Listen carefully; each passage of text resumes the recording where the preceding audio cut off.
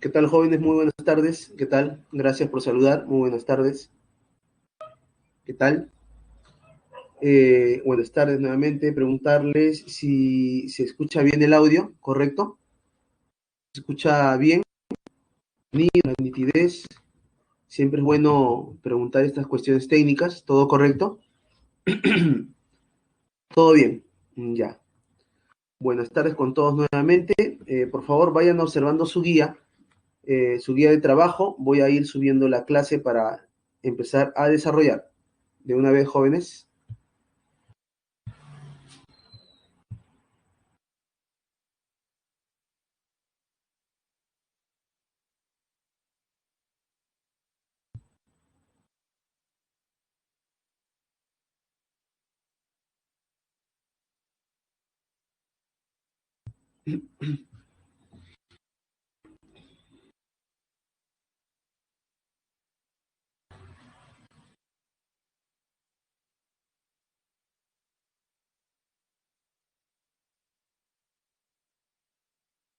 A ver, chicos, díganme si se observa la primera presentación donde dice capítulo 5, 2 puntos nutrición.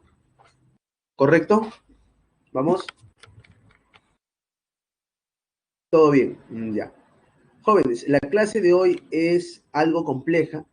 Tiene algunos aspectos un poquito, quizá, no tan difíciles, sino que involucra un cierto tipo de razonamiento, quizá algo de base, pero vamos a hacer todo lo posible para que ustedes puedan entender a la perfección. ¿Correcto? Entonces vamos a iniciar de una vez la clase que corresponde al capítulo 5, a la nutrición. Veamos. El término nutrición, jóvenes, implica una serie de procesos fisiológicos, procesos que tienen que ver con la bioquímica también, procesos que implican la degradación de alimentos, la descomposición, si lo quieren llamar de esa manera. La digestión también es una palabra que se utiliza normalmente en la nutrición para conseguir nutrientes. Nutrientes quiere decir nutrientes, moléculas pequeñas que se obtienen a partir de los alimentos.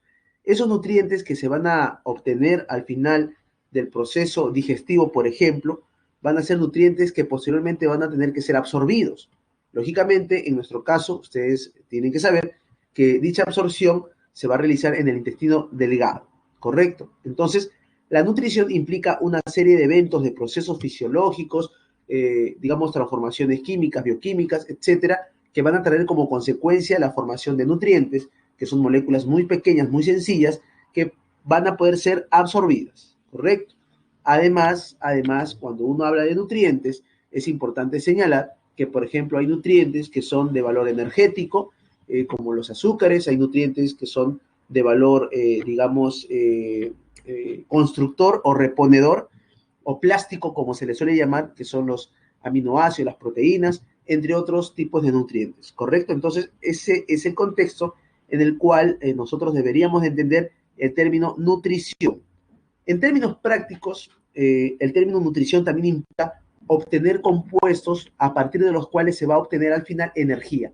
Esa es una cuestión práctica que también hay que tener en cuenta. Por esa razón, por lo que acabo de mencionar, escuchen, la nutrición en este esquema se va a dividir en dos grupos, en dos grandes grupos: nutrición autótrofa y nutrición heterótrofa.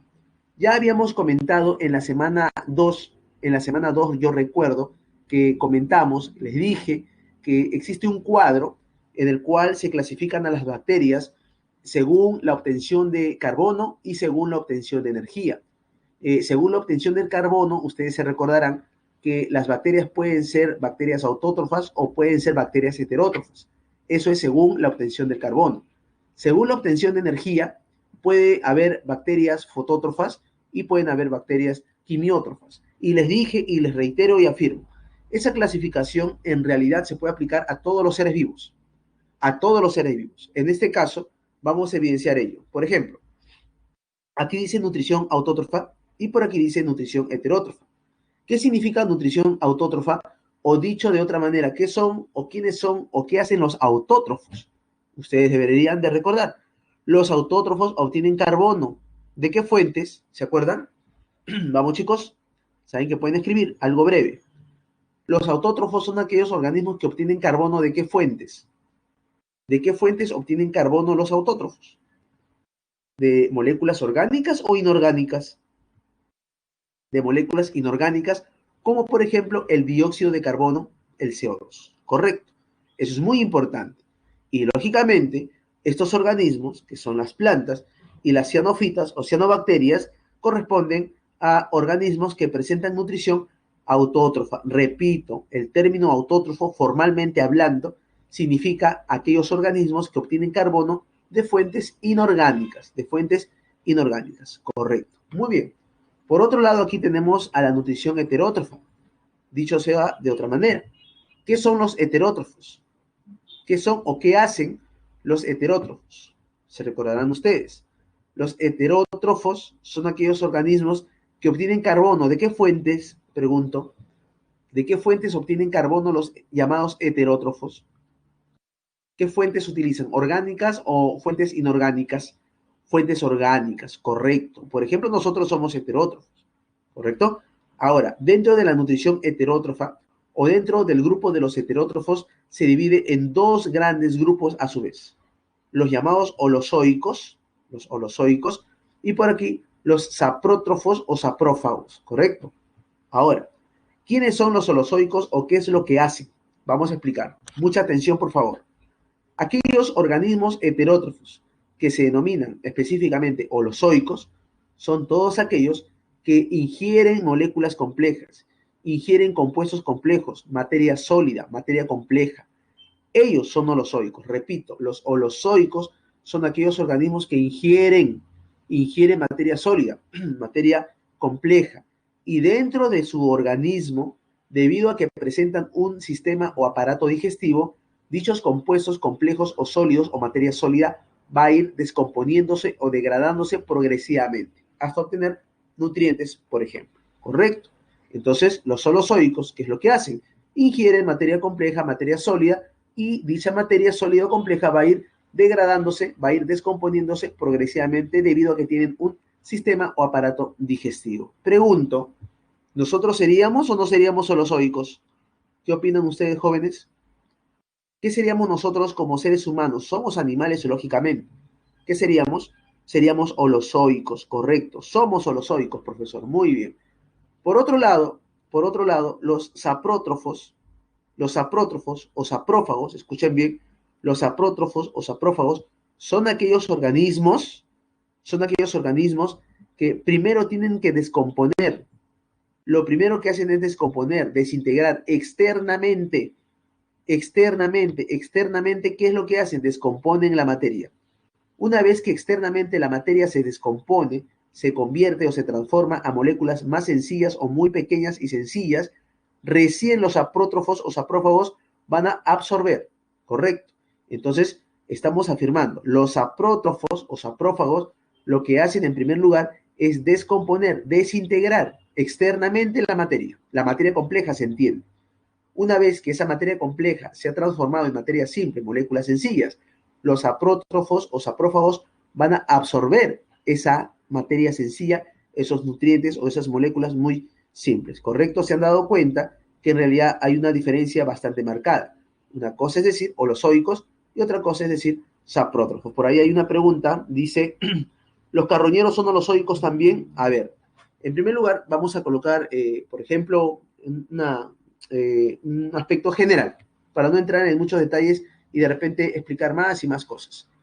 Un carroñero, jóvenes, sería un animal en general, estoy diciendo, que de repente por ahí esperó unas cuantas horas, esperó quizá algunos días, esperó a que queden algunas sobras como comida.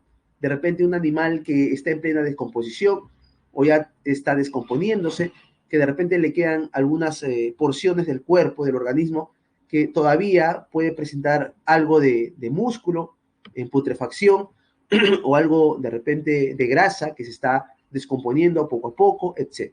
¿Está bien? Esa es la imagen, creo yo, que todos tienen de un carroñero, ¿correcto? Un carroñero. Muy bien. Yo les pregunto, y quiero que analicen, por favor, quiero que analicen minuciosamente.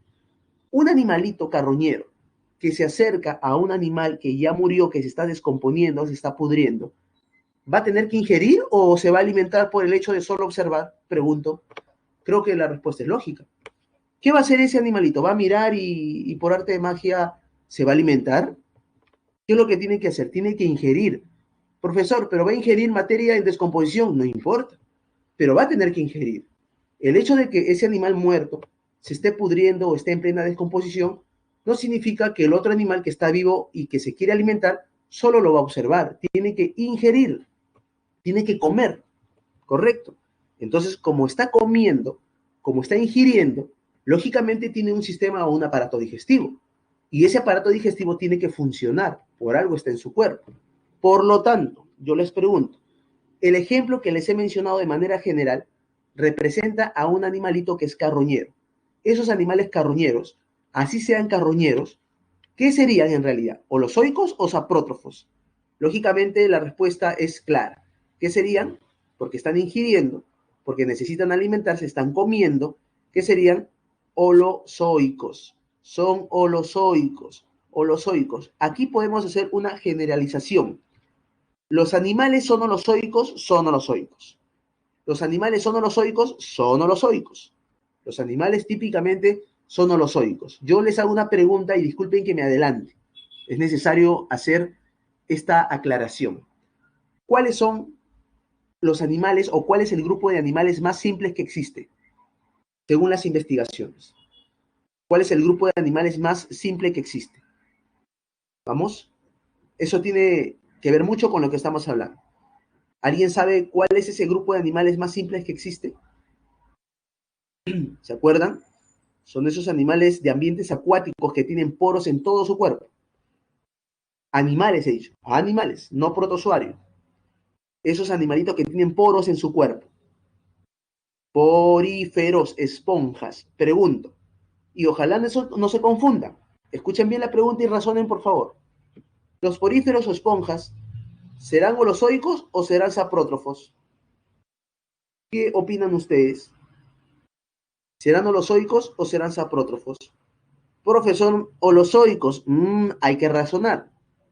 Hay que razonar. En realidad, la mayoría o casi todos los animales se caracterizan por ser holozoicos. Pero, por ejemplo, los poríferos o las esponjas, como también se les llama de manera más habitual, son organismos, escuchen bien esto, que tienen una digestión intracelular. ¿Qué quiere decir? Que cada una de sus células tiene la capacidad, digamos, de fagocitar o, digamos, de captar alimento. Yo les hago otra pregunta para pasar ya a la otra diapositiva. Las esponjas, los poríferos, comen, ingieren, tienen algo así como una boca que les permite comer. ¿Será correcto afirmar eso? ¿Ustedes creen que las esponjas, los poríferos comen, ingieren? No, no, dense cuenta que en biología lo interesante es que a veces no se puede generalizar por completo, siempre hay excepciones. ¿Se han dado cuenta? Entonces, repito y quiero culminar con esto. Aquellos organismos heterótrofos que son holozoicos, por favor que quede claro, son todos aquellos que tienen la capacidad de ingerir, de comer, de ingerir materia sólida, materia compleja, y gracias a que presentan un sistema o un aparato digestivo o un tubo digestivo o una cavidad digestiva, van a poder descomponer, degradar dicho alimento hasta obtener nutrientes. Correcto. Típicamente, ¿quiénes son holozoicos? Los animales. Profe, pero los poríferos tienen digestión intracelular, no pueden comer, etcétera. Muy bien. Esa sería, digamos, una excepción o algo que escapa de la regla general. ¿Correcto, chicos? Es muy interesante saber a veces esos datitos. Muy bien. Por otro lado, los saprótrofos o saprófagos son los que descomponen. Ya les había mencionado eso. ¿Quiénes son? ¿Quiénes son esos organismos que son saprótrofos o saprófagos? Típicamente son los hongos. Y pregunto, a ver, ya que estamos razonando, lo cual es importante, ¿sería correcto decir que todas las bacterias, sería correcto decir que todas las bacterias son saprótrofos? Pregunto, ¿todas las bacterias son saprótrofas? ¿Qué bacterias típicamente no son saprótrofas? Es más, son autótrofas, lo acabo de mencionar. A ver, ¿quién se atreve a escribir la respuesta? ¿Qué grupo de bacterias no están aquí? Están aquí, son autótrofas. Lo acabo de mencionar, jóvenes. ¿Se acuerdan cómo se llaman esas bacterias que realizan la fotosíntesis? que son autótrofas, cianofitas, cianofitas, no se pueden olvidar de eso. Las cianofitas o cianobacterias son autótrofas, no encajarían aquí, no podrían ser bacterias saprótrofas. Conclusión, ¿todas las bacterias son saprótrofos? No. La mayoría de bacterias sí, pero hay un grupo que no lo es. Por ejemplo, las cianofitas o cianobacterias que son autótrofas. Muy bien, espero que haya quedado claro. Pero además voy a agregar algo que es muy pertinente. Probablemente lo lean en algún libro que ustedes consulten. Deduzcan, por favor. No es necesario dar la definición y el concepto. ¿Las plantas obtienen energía de forma directa o indirecta? ¿Qué creen? ¿Las plantas obtienen energía de forma directa o indirecta? ¿Qué opinan? Las plantas. ¿Las plantas obtienen energía de forma directa o indirecta? Deduzcan, razonen. Las plantas. Si ustedes me han respondido, profesor, las plantas obtienen energía de forma indirecta, porque así están respondiendo, yo les pregunto, ¿los animales cómo obtienen energía? ¿De forma directa o indirecta? Razonen, por favor, utilicen la lógica. Utilicen la lógica. Repito nuevamente las preguntas. Entonces, las plantas, los organismos fotosintéticos, como las plantas, las algas, las cianofitas, etcétera, obtienen energía de forma directa o indirecta. ¿Qué creen? ¿Ya se dieron cuenta? No es necesario dar una definición, tienen que usar la lógica. Las plantas, los organismos fotosintéticos, obtienen energía de forma directa. ¿Por qué? Fácil. Porque simplemente captan la energía porque lo pueden hacer. Captan la energía solar, tienen fotosistemas, hacen una fase luminosa, tienen clorofila, cloroplastos, etc. ¿Correcto? Entonces, que quede claro que los organismos como las plantas, las algas en general, las cianofitas o cianobacterias, tienen la capacidad de captar la energía de forma directa. ¿Y los animales? Pregunto, ¿los animales cómo captan la energía? ¿De forma directa o indirecta? Animales, ¿cómo captan energía? De forma indirecta. A ver, vamos a explicar esto porque es, digamos, necesario. Nosotros, que somos animales, nos alimentamos de materia vegetal, quiere decir plantas, y también de materia animal, carne, músculo, etc. Si nosotros nos alimentamos de plantas, ensalada, etc., esas plantas ya han formado sus propios compuestos orgánicos porque ellas, nosotros no, obtienen energía de forma directa. Entonces quiere decir que nosotros estamos utilizando la energía que está almacenada en la planta, pero que a su vez ella ha formado compuestos orgánicos porque captó directamente la energía solar. ¿Se entendió? Es muy importante. Ahora, si una persona consume carne, consume animales en general, animales de granja, también esa persona obtendría energía de forma indirecta. ¿Por qué? Más fácil. Porque esa persona se está alimentando de la carne de res, por ejemplo. Y ese animalito se ha tenido que alimentar de plantas. Y esa planta, en realidad la planta obtiene energía de forma directa. Pero ese animal de granja no, porque se está alimentando de un organismo que es la planta, que en realidad ya formó sus compuestos orgánicos.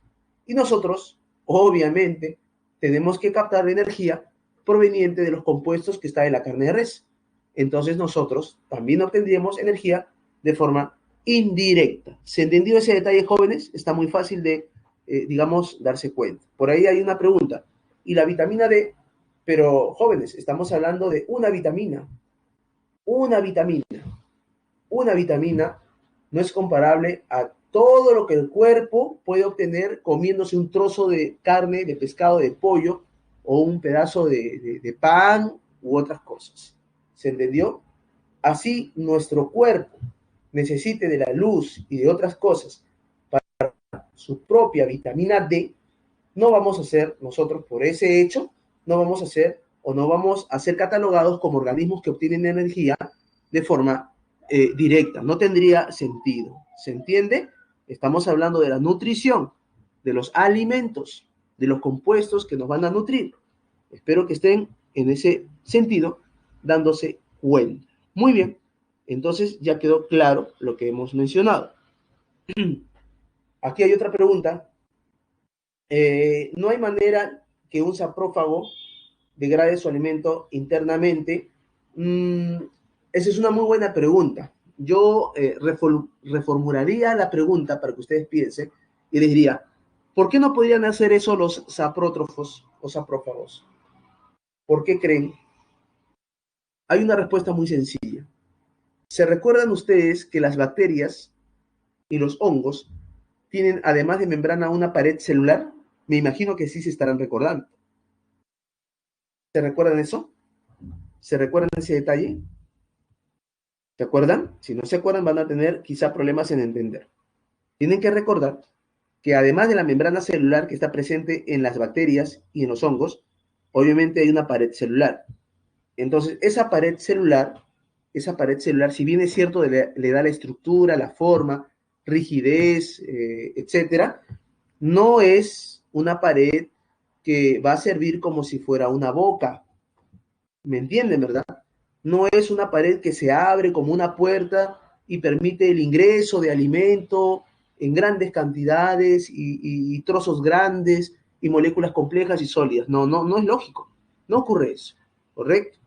En cambio, los holozoicos tienen la capacidad de ingerir, tienen un aparato bucal o al menos tienen alguna estructura que participe o digamos que trabaje como una boca, como una boca. ¿Se entendió ese detalle? ¿Todo bien, jóvenes? ¿Sí?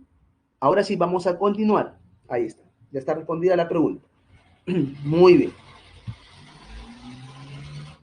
Por aquí, chicos. Ahora sí, ya sabemos algo más de la nutrición y ahora sí vamos a entrar de lleno a lo que corresponde la fotosíntesis. Mucha atención, por favor, concéntrense.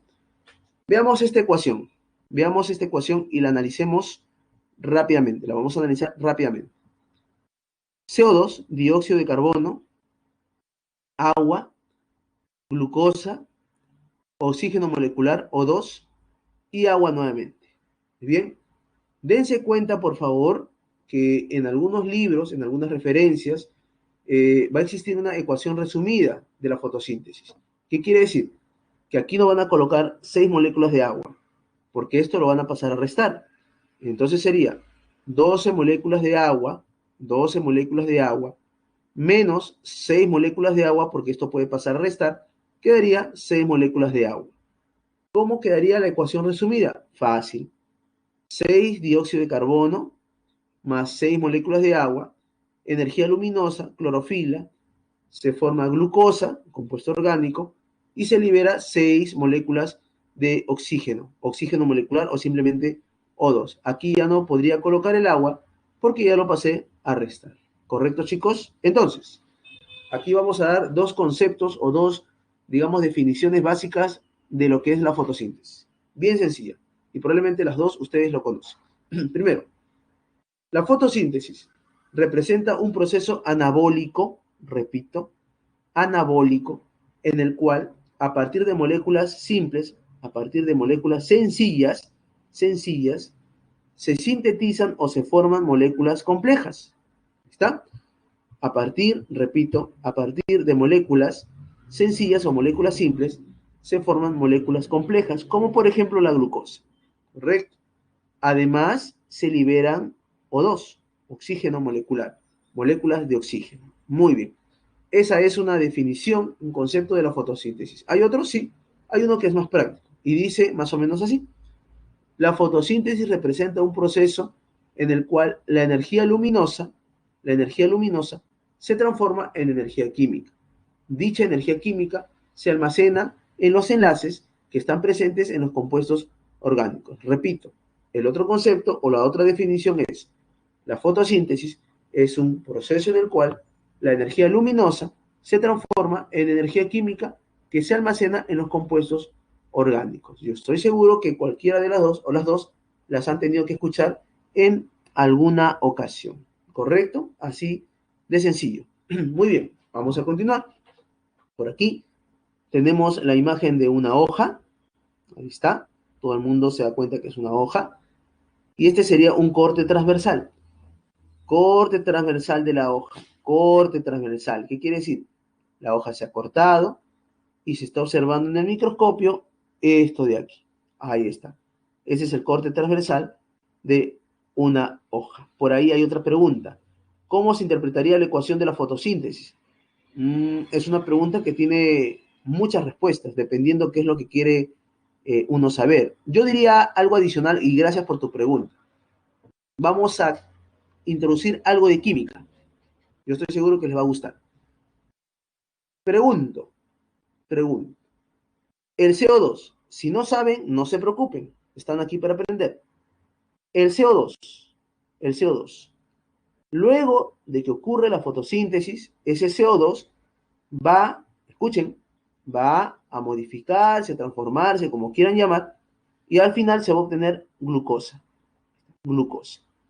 Miren el CO2 y miren la glucosa. Repito, la glucosa se va a formar gracias a la participación del CO2. Segundo dato, el agua va a ocurrir algo con el agua y al final se va a formar y se va a liberar O2. Ahí está. El O2 se forma a partir del agua. La pregunta es, ¿el CO2, el CO2 se oxida o se reduce? Pregunto, ¿el CO2 se oxida o se reduce? El CO2 se reduce y gracias a esa reducción se forman compuestos orgánicos. Se acabó. Esa es una interpretación química. ¿El agua se oxida o se reduce? Creo que la respuesta ya está dada, porque si uno se reduce, el otro se oxida automáticamente. Se recuerdan de las reacciones redox, ¿verdad? Pregunto, ¿qué ocurre con el agua? ¿Se oxida o se reduce? Chicos, con el agua, ¿qué ocurre? ¿Qué ocurre con el agua? Se oxida. Y debido a esa oxidación, ¿qué se libera? O2, moléculas de oxígeno. O2, oxígeno molecular. ¿Correcto, chicos? Entonces ahí está. La pregunta de su compañero fue ¿cómo se interpreta la ecuación de la fotosíntesis? Bueno, hay varias formas de interpretar. Una de ellas es la oxidación y reducción que puede ocurrir. Punto. Algo puntual. Nada más. Vayamos a observar por aquí. Estábamos diciendo que este es el corte transversal de una hoja y yo les voy a hacer una pregunta y rápidamente espero que contesten. ¿Cómo se llama este tejido que está aquí en el medio? Este tejido que se encarga de realizar la fotosíntesis, ¿cómo se llama? Vamos, chicos. ¿Cómo se llama el tejido que estoy indicando aquí? ¿Cómo se llama este tejido? No, el tejido estoy diciendo. El tejido. Lo hemos visto la semana pasada, jóvenes. ¿Cómo se llama este tejido que está aquí? El tejido, tejido, tejido. No estoy hablando de las estructuras, de las células o organelas, no. El tejido. No es el meristemático, imposible, no podría ser meristemático. Parénquima, excelente. ¿Parénquima de qué tipo? ¿Qué tipo de parénquima? Por algo está de color verde, ¿verdad? Excelente. Profesor, es el parénquima clorofiliano, o también llamado clorénquima o parénquima clorofílico. En este caso, como es una hoja, se le suele llamar tejido del mesófilo. ¿Qué significa mesófilo? El relleno. Mesófilo vendría a ser el relleno. Ahí está. Así de sencillo. ¿Está bien? Ahí está. Muy bien. Yo lo sé, chicos. La clase pasada y todas las clases van a ser así. Disculpen que les diga de esta manera, pero tienen que repasar. Se habrán dado cuenta que los temas no se pueden dejar para después, ni hay recuperación, ni nada. Tienen que estudiar, tienen que ponerle todo el empeño que puedan. Si yo lo he aprendido, si yo lo he podido aprender, ustedes también. Ustedes también. No hay límite para aprender, jamás. Ni la edad, ni la parte económica, ni lo virtual, nada de eso. No pongan excusas. Se puede sí o sí. Sí o sí. Hay que ponerle ánimos. Vamos con todo. Vamos, chicos. A ver. Parénquima clorofiliano. Parénquima clorofiliano. Se denomina parénquima clorofiliano porque lógicamente realiza la foto ¿qué? Porque realiza la fotosíntesis. Ahí está. Realiza la fotosíntesis. Muy bien, quedó claro eso. Muchas gracias por las palabras. Ahí está. Aquí hay una célula que ha sido extraída de este dibujo. Lógico, es una célula vegetal. Valga la redundancia porque se entiende que es vegetal. Pero aquí está lo que algunos ya han mencionado y está muy bien. Esta organela de color verde, ¿cómo se denomina? Fácil, ahí está su nombre.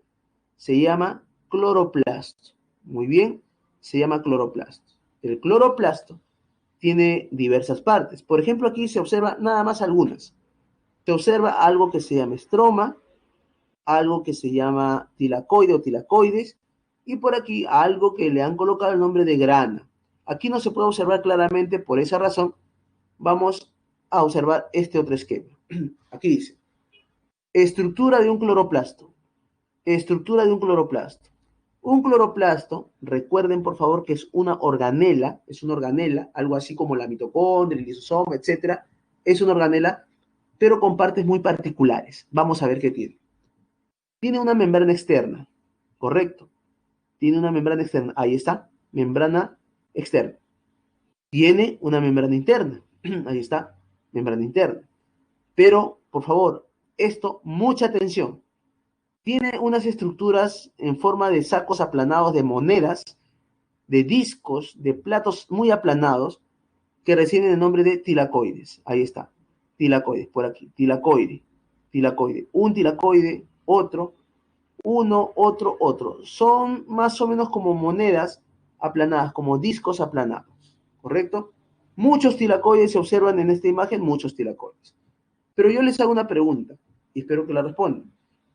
Un tilacoide, otro tilacoide, otro y otro. El conjunto de esas estructuras en forma de monedas aplanadas, ¿cómo se denomina?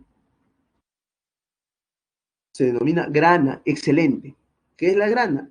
Es el conjunto, grana es el conjunto de tilacoides, correcto, muy bien. Pero si ustedes visualizan detenidamente, la grana o los tilacoides están rodeados por un espacio. Observen que hay un espacio, ¿ven? Donde estoy marcando hay un espacio. Ese espacio, ¿cómo se denomina? Ahí está el nombre. ¿Cómo se llama? Se denomina estroma. El estroma es algo así como una matriz. Es como si fuera un citosol, una zona acuosa donde hay agua, pero del cloroplasto. No se confunda. Por esa razón tiene un nombre muy particular, se denomina estroma. Ahí está el nombre estroma. Entonces, aquí están las estructuras, las partes que corresponden a un cloroplasto. Muy bien. Voy a mencionar algo que no nos va a servir para la fotosíntesis, pero que es algo muy curioso. Y me imagino que ustedes ya por ahí lo han leído. Por ejemplo, el cloroplasto tiene su ADN circular. Tiene su propio ADN circular. Es más, tiene sus propios ribosomas. Miren, qué interesante. Su ADN circular y sus propios ribosomas. Eso quiere decir que el cloroplasto puede sintetizar, escuchen, puede sintetizar sus propias proteínas. Puede formar sus propias proteínas porque tiene su información genética y tiene sus ribosomas, que son, digamos, las fábricas donde se sintetizan las proteínas. Pregunto, y razonen, por favor, razonen, demórense unos 3, 4 segundos. Los cloroplastos, los cloroplastos, ¿serían organelas totalmente autónomas o son organelas semiautónomas? ¿Qué opinan? Si se equivocan, no hay problema, estamos para aprender. Profesor, son semiautónomas. Y les voy a explicar por qué. Gracias por su respuesta, excelente. Son semiautónomas porque aún pudiendo sintetizar sus propias proteínas, dependen del ambiente celular en el cual se encuentran.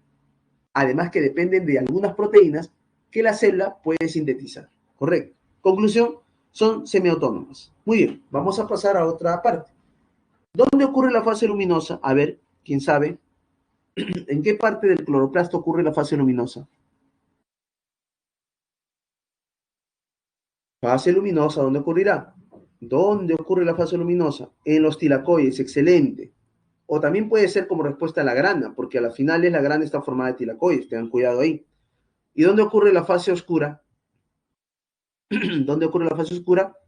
En el estroma, correcto, correcto, excelente, perfecto, muy bien, jóvenes. Ahora sí, vamos a pasar. Ahí está. Este es un esquema bastante útil para entender los aspectos principales de la fase luminosa y de la fase oscura. Mucha atención, chicos, por aquí. Es bien fácil. Miren, fase lumínica, fase oscura. También se le llama fase luminosa. Es lo mismo. Observen. Hay cosas que entran aquí. Hay cosas que se utilizan, para que lo entiendan mejor. hay cosas que se necesitan, hay ingredientes que se necesitan, así como hay cosas que entran, que se utilizan, que se necesitan, que son ingredientes, hay cosas que se forman. Igual aquí, hay cosas que entran a esta parte, pero hay cosas que se forman. Vamos a explicar. Muy bien, es bien fácil. En la fase luminosa o lumínica participa la luz. Miren, qué fácil es. Participa la luz. Se utiliza la luz. Ahí está. Se utiliza el agua. Ahí está. Se utiliza el agua. Se utiliza el ADP, adenosin difosfato. Ahí está, con dos fósforos, dos grupos de fosfato. Se utiliza el NAD, el NAD. De ahora en adelante, por favor, automáticamente ustedes van a decir, cuando vean un NAD P con un signo positivo, escuchen, no quiero repetirlo para ahorrar tiempo, ustedes van a decir, ah, ya, significa dos cosas. Primero, que se encuentra en su forma oxidada. Y segundo, que va a ganar, todavía no gana, va a ganar electrones, correcto, repito por última vez, significa que está en su forma oxidada, y segundo, que va a ganar, todavía no gana, va a ganar electrones. Muy bien, repito, para hacer un resumen breve. En la fase luminosa se capta la luz, se utiliza el agua, se utiliza ADP, se utiliza NADP en su forma oxidada, ya lo dije, y al final, o en general, vamos a hablar en general, ¿qué se produce? Se libera O2, oxígeno molecular, se forma NADPH, que se encuentra, escuchen, en su forma reducida, que significa que ya ganó electrones, muy bien, y también se forma ATP, qué interesante, se forma ATP, ¿correcto? Entonces, repito, hay cosas que se utilizan y hay cosas que se forman. Vamos a observar aquí ahora la fase oscura. Vamos a ver. En la fase oscura, se utiliza el ATP, correcto. Se utiliza el NADPH, muy bien. Y se utiliza el CO2, el dióxido de carbono. ¿Qué es lo que se forma en general? Se forma ADP, se forma NADP en su forma oxidada y se forman compuestos orgánicos como por ejemplo los llamados carbohidratos. Ahí está, la flecha indica que está saliendo. Muy bien. Entonces, yo les voy a hacer una pregunta y les voy a hacer la misma pregunta más adelante, pero aquí ya lo pueden responder. Digan, ¿cuáles son las tres cosas importantes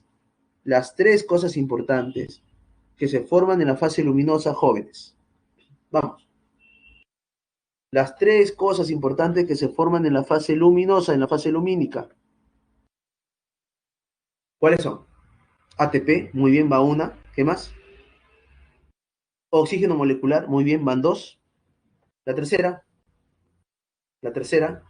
ATP, O2 y NADPH. Excelente, NADPH. Ahora les hago otra pregunta. De esas tres cosas que se forman en la fase luminosa, ¿cuáles van a participar en la fase oscura? Vamos, chicos. De esas tres cosas que se forman en la fase luminosa, ¿cuáles se van a utilizar en la fase oscura? Excelente, lo máximo. ATP y NADPH. ATP y NADPH. Se acabó. Muy bien. Vamos a continuar. Ahora sí. Creo que ya se entendió el resumen. Y ahora vamos a pasar. Ahora sí. Por favor, concéntrense al 100%. Al 100%. Porque esto, yo soy consciente. No es tan sencillo entenderla a la primera. Pero hay que hacer su máximo esfuerzo. Por favor. Mucha concentración. Para que lo entiendan mejor, voy a mencionar algunas cosas previas que luego ya no las voy a mencionar porque voy a explicar rápidamente y como ustedes ahorita están muy atentos, la van a poder entender rápidamente. Vayamos a explicar. Muy bien. Aquí dice fotosistema 2 y por aquí dice fotosistema 1. Pero para entender qué son estas cosas, hay que recordar que todo esto, observen lo que estoy aquí indicando, este es un tilacoide. Observen aquí, ahí está. Un tilacoide, dos, tres, cuatro tilacoides. Han sido partidos o cortados transversalmente. Y aquí lo que se observa es un pedazo de tilacoide. Ahí está. Aquí está un pedazo de tilacoide. Ahí está el tilacoide. Muy bien. Pregunto, ¿cómo se llamará este espacio que está por fuera del tilacoide, chicos? Este espacio que está por fuera del tilacoide, que está rodeándolo. Excelente. Esto es el estroma, profesor. Fácil. Así de sencillo. Este es el estroma. ¿Y esta parte que está aquí? ¿Qué será? ¿El exterior o el interior del tilacoide? ¿Qué será esta zona? ¿El exterior o el interior del tilacoide? Interior. Interior. A eso se denomina luz tilacoidal o luz del tilacoide o simplemente interior del tilacoide. Nada más. Así de sencillo, así de fácil. Repito, esta es la membrana del tilacoide, esta es la membrana del tilacoide, estroma, y esta es la luz del tilacoide. ¿Correcto? Luz del tilacoide. Muy bien. Vamos a empezar. Aquí dice fotosistema 2, aquí dice fotosistema 1. No confundirse. Aquí es 2 y aquí es 1. No es que se haya confundido el esquema, el libro, la diapositiva, no. Siempre aquí va a ser el 2 y aquí va a ser el 1. En ese sentido, de 2 a 1. No de 1 a 2. Es de 2 a 1. Muy bien. El otro punto que tengo que aclarar es que estos componentes se llaman fotosistemas porque son sistemas que están formados por componentes, por partes.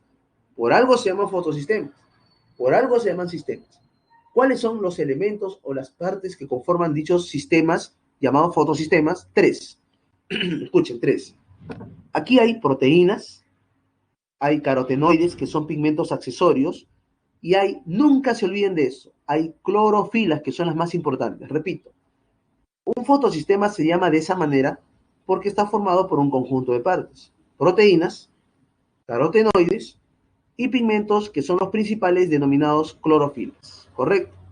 Y se le llama foto porque su función es captar la luz. Por esa razón, se denomina fotosistema. En este caso, fotosistema 2. Aquí lo mismo, fotosistema 1. ¿Por qué se llama fotosistema? Porque es un sistema formado por partes. ¿Cuáles son? Proteínas, carotenoides, que son pigmentos accesorios, repito, accesorios, y las clorofilas, que son los pigmentos principales, son los pigmentos más importantes. ¿Y por qué se denomina foto? Fácil, porque capta la luz, capta la energía luminosa. ¿Ya ven qué fácil es? Fotosistema 2, fotosistema 1. Aquí hay otra molécula que se denomina, en este caso, plastoquinona. Ahí está el nombre, y estoy indicando, no se observa muy bien, pero aquí está chiquito, como una bolita. Eso se llama plastoquinona. Esta otra estructura, este componente, se llama complejo citocromo. Citocromo. Aquí hay otra estructura, otro componente que se llama plastocianina. Repito, plastoquinona, citocromo, plastocianina. Ahí está. La pregunta que cualquiera de ustedes se debería de estar haciendo es, profesor, ya entendí para qué sirve el fotosistema 2 y ya entendí para qué sirve el fotosistema 1. Eso quedó claro. Su función es captar energía. Muy bien. La pregunta sería ahora, ¿cuál es la función de la plastoquinona, del citocromo y de la plastocianina? ¿Cuál es su función? Fácil. Transportar electrones. Transportar electrones.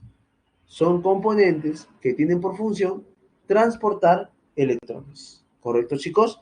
Transportar electrones. Una pregunta voy a hacer ahorita y ya la pueden responder. ¿Los electrones de dónde a dónde se transportan?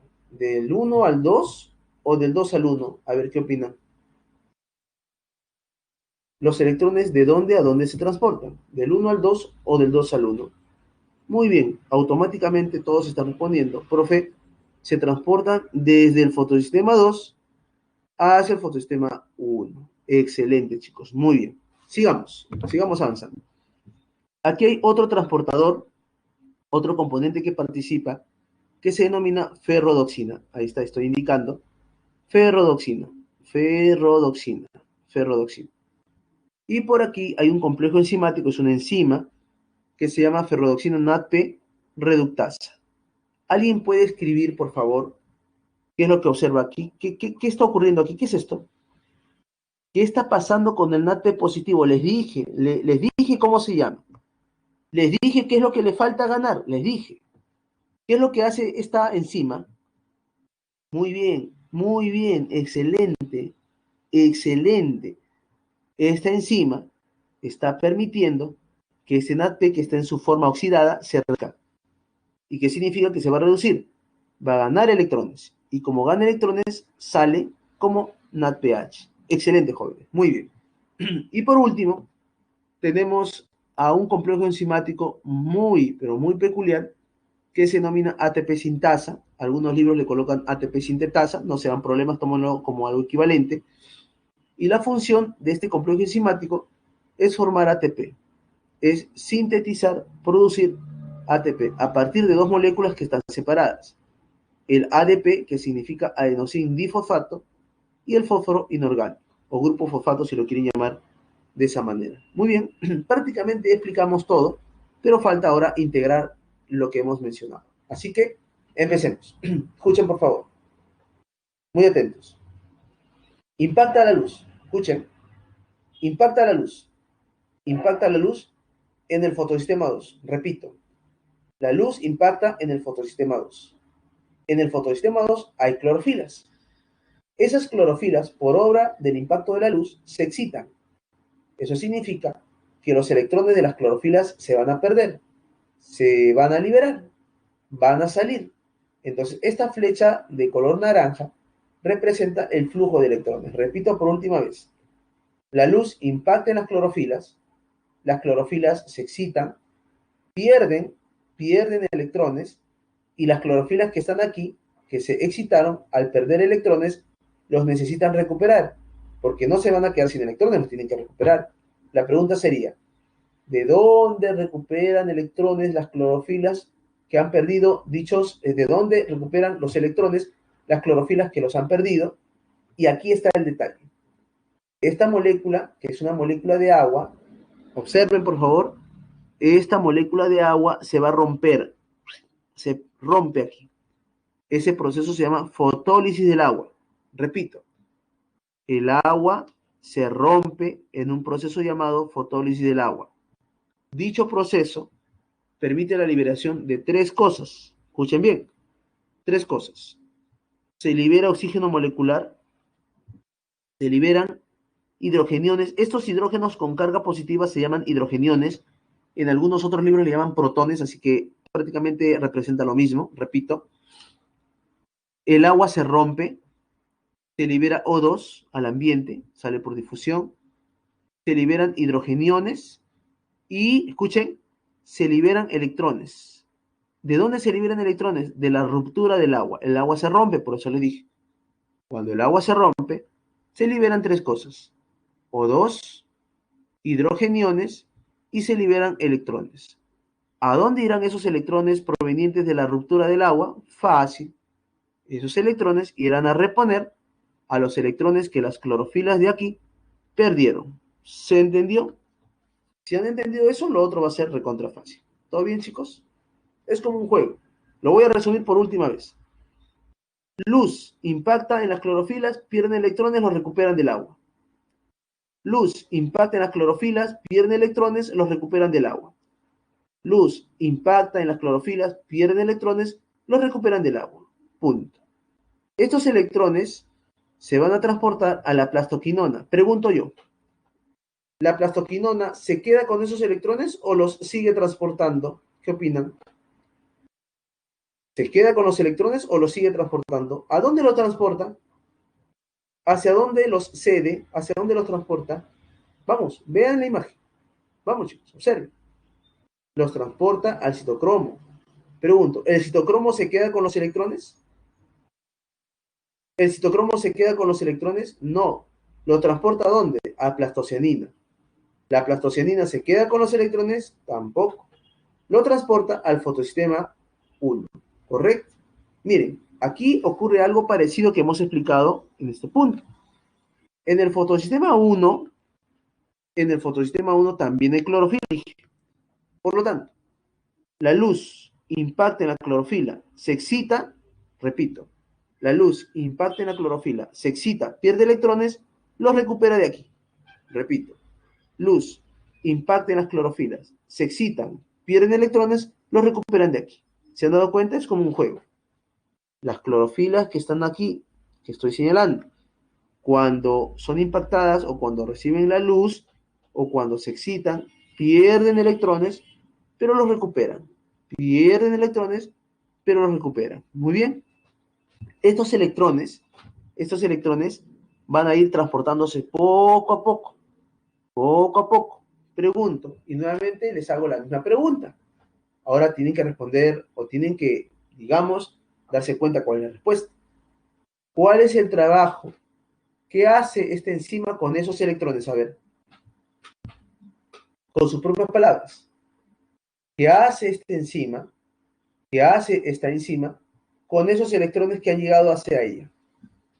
¿Se los queda o qué hace? ¿Qué hace? Muy bien, excelente, profesor. Los electrones que se transportan hasta este punto, al final se van a unir al NADP, que está en su estado oxidado, para que resulte un NADPH, que significa que está en su estado reducido. ¿Correcto? Ahora les voy a hacer una pregunta mucho más fácil. ¿Cuál es el último aceptor de electrones aquí? Último aceptor de electrones. Vamos, chicos. ¿Quién es el último aceptor de electrones? La respuesta es muy obvia. El último aceptor de electrones, ¿quién es? Lo estoy indicando. Último aceptor de electrones, ¿quién es? Lo estoy indicando. ¿Es el NADPH? ¿El NADPH es el último aceptor de electrones? ¿El NADPH o el NAD en su estado oxidado? Muy bien, es el NADP en su estado oxidado. El NADP en su estado oxidado. Ahorita vamos a hablar para qué sirve, no se preocupe. Entonces, reitero, el NADP con carga positiva, que se entiende que está en su forma oxidada, va a ganar estos electrones y al final se va a formar el NADPH que está en su forma reducida. Reducida, repito, porque ya ganó electrones. Muy bien. Ahora quiero que me respondan lo siguiente. El citocromo, miren la imagen, por favor. El citocromo. El citocromo. ¿Solo transporta electrones o hace otro trabajo? A ver, ¿qué opinan? ¿Solo transporta electrones o hace otro trabajo? Observen la imagen y respondan. ¿Qué hace además? ¿Qué hace además? ¿Qué otra cosa hace? ¿Forma protones o traslada? ¿Forma o bombea? Actúa como una bomba, ¿verdad? El citocromo no forma protones. Lo que hace es trasladar protones.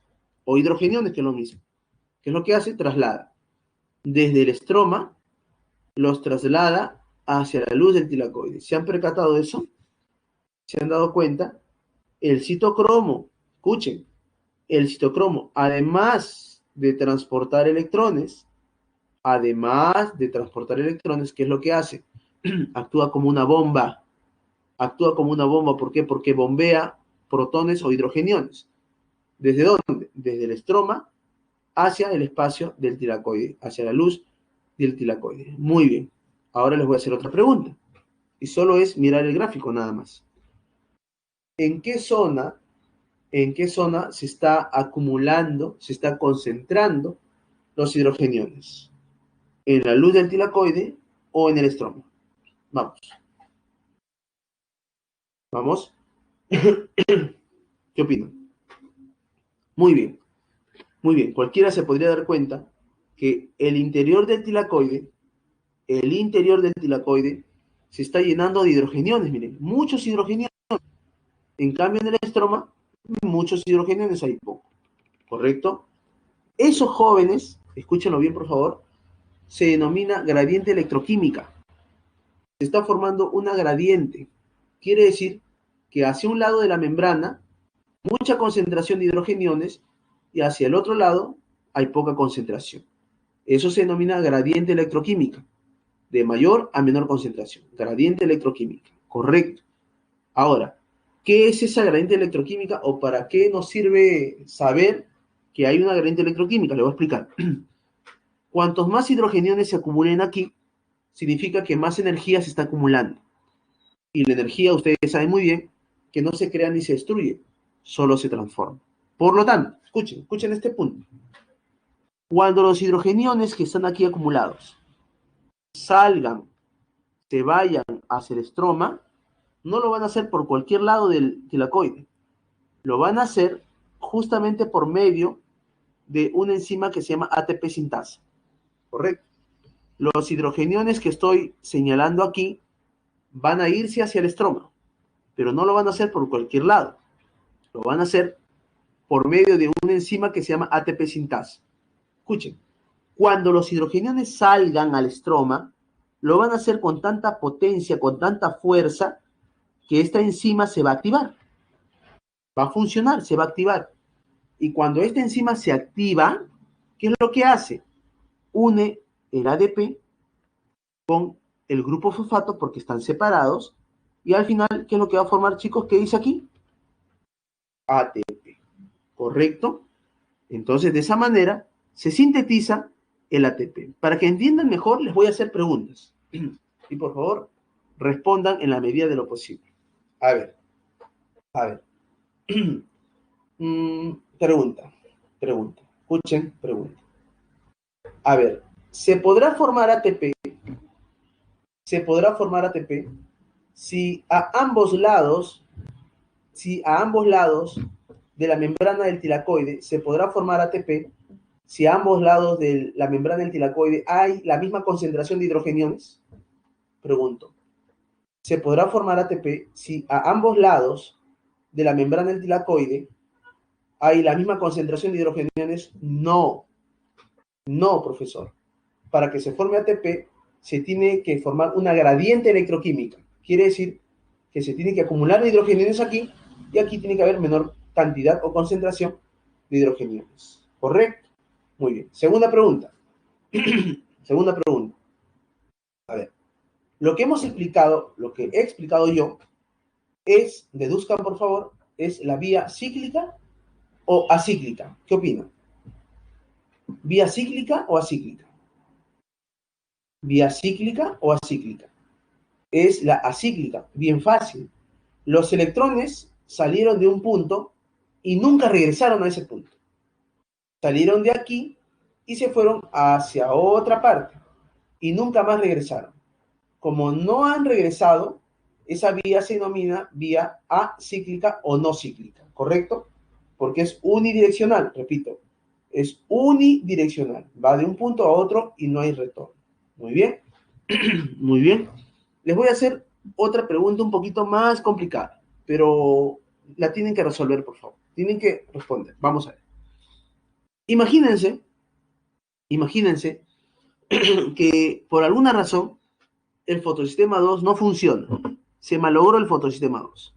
Se bloqueó, se tapó o algo ocurrió que el fotosistema 2 no funciona. Repito, el fotosistema 2 no funciona. Aquí viene la pregunta. ¿Se libera O2? ¿Se libera O2?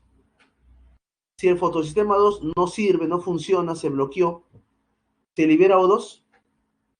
¿Qué opinan? No se libera O2. No se libera O2. Segunda pregunta o tercera o cuarta pregunta, creo que ya estamos.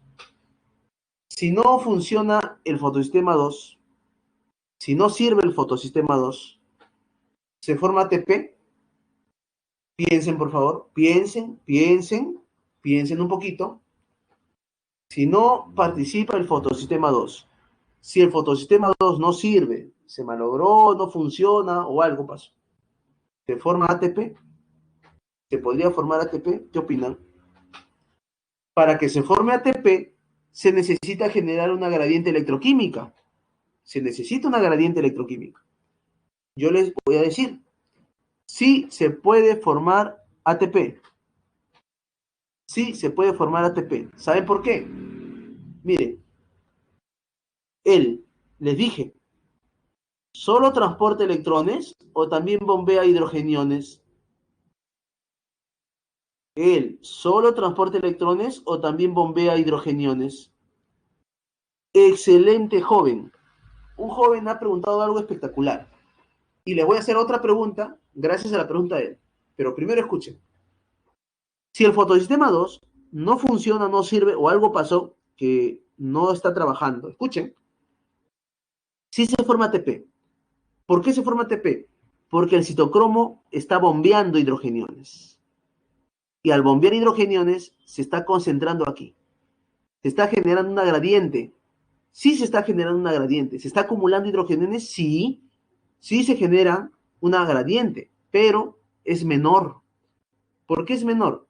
Porque antes la gradiente aumentaba más, porque lógicamente cuando se rompía el agua, se liberaba hidrogeniones del agua.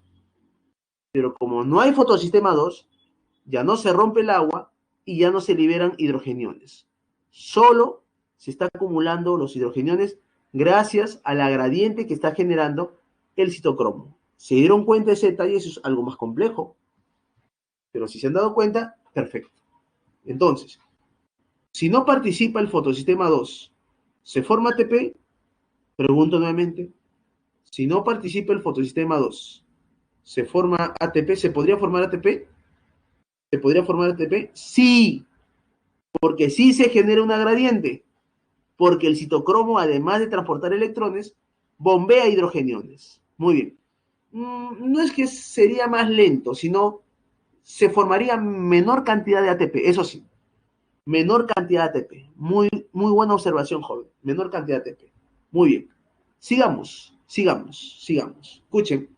Entonces ya hemos explicado todo este proceso, ya sabemos qué es lo que ocurre y algunos aspectos en detalle. Vamos a ver el siguiente. Este es un esquema y yo les aconsejo que lo tomen como tal. Es un esquema. Pueden faltar cosas, quizá algunas cosas no están tan claras, no importa, pero hay que sacarle provecho. De algo nos va a servir. Veamos. Este es un esquema general. Fotosistema 2 también se le denomina P680 por el pigmento, la longitud de onda, la captación de luz. P680 o también llamado fotosistema 2 recibe la luz, escuchen, recibe la luz impacta en el fotosistema 2 y las clorofilas que están aquí pierden electrones.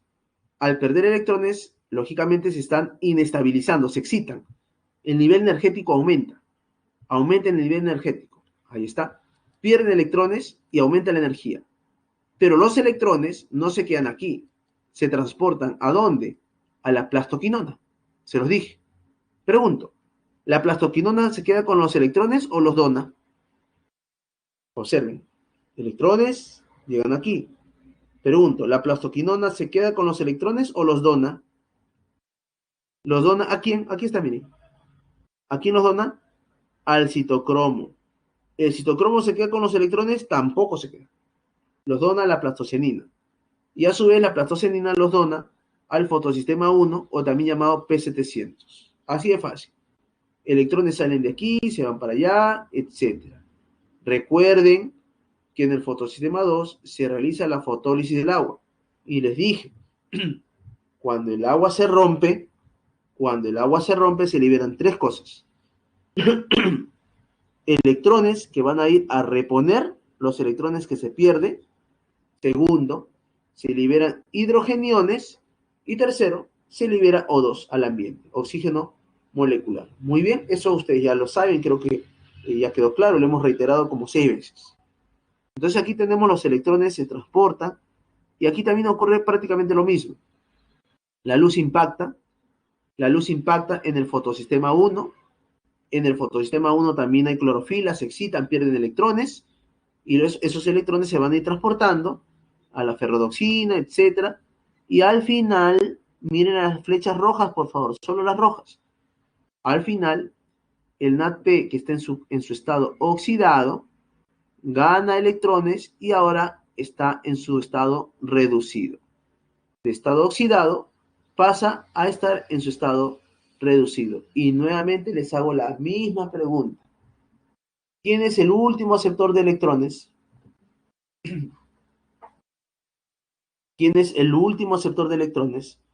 El NADP con su carga positiva o NADP en su estado oxidado. Correcto. Excelente. Excelente. Carga positiva o forma reducida. Ahí está. Se forma esto aquí. Esto aquí se forma. Se forma a partir partir del NADP positivo. Repito, este de aquí se encuentra en su forma oxidada, pero una vez que gana electrones, ahora se forma y está en su estado reducido, NADPH. Muy bien. Una pregunta, aunque aquí está la respuesta, pero igual, por si acaso, para asegurar. ¿Las flechas rojas representan la vía cíclica o acíclica? Las flechas rojas. Acíclica. Acíclica. Cualquiera se podría dar cuenta. Miren las flechas azules, por favor. Miren. Miren las flechas azules. Vamos a explicar. Fotosistema 1. Fotosistema 1 es impactado por la luz. Se liberan electrones, repito, miren las flechas azules, libera electrones, los electrones se transportan, llegan al citocromo, plastocianina, fotosistema 1 y dan vueltas. Por aquí, por allá, por aquí, por allá, por aquí, por allá. Ahí está. Los electrones se quedan aquí, digamos, dando vueltas o girando, como quieran entender. Los electrones por aquí, por allá. Bien, y aquí les voy a hacer una pregunta. Les voy a hacer una pregunta. A ver. La vía representada por las flechas azules se entiende que es cíclica. Pregunto, ¿qué fotosistema no participa en la vía cíclica? ¿Qué fotosistema no participa en la vía cíclica? En la vía cíclica. ¿Qué fotosistema? Les preguntaba. El fotosistema 2 no participa en la vía cíclica. Por ahí han hecho una pregunta de cómo se llega a hacer. Ya. A ver, les voy a dar un dato curioso que tiene que ver con una pregunta que acabo de leer. Me imagino que ustedes habrán preguntado por qué le llaman fotosistema 2 y al otro por qué le llaman fotosistema 1. Si debería ser 1 y después 2. Lo que pasa es lo siguiente. ¿Cuál de los dos fotosistemas es el más primitivo? A ver, deduzcan.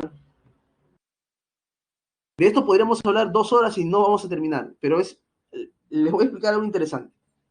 ¿Cuál de los dos fotosistemas es el más primitivo? ¿Cuál? ¿El 2 o el 1? El 1 es el más primitivo. El 1 se entiende que por cuestiones evolutivas se formó, se originó. El 1. ¿Correcto? Ya. Escuchen este dato. Escuchen este dato, por favor, es muy importante. Es muy importante. Desde el comienzo de la vida de los organismos, desde los tiempos remotos, desde el inicio de la vida, del origen de la vida, de las primeras células, primeras poblaciones, ya existía oxígeno molecular. Ya existía oxígeno molecular.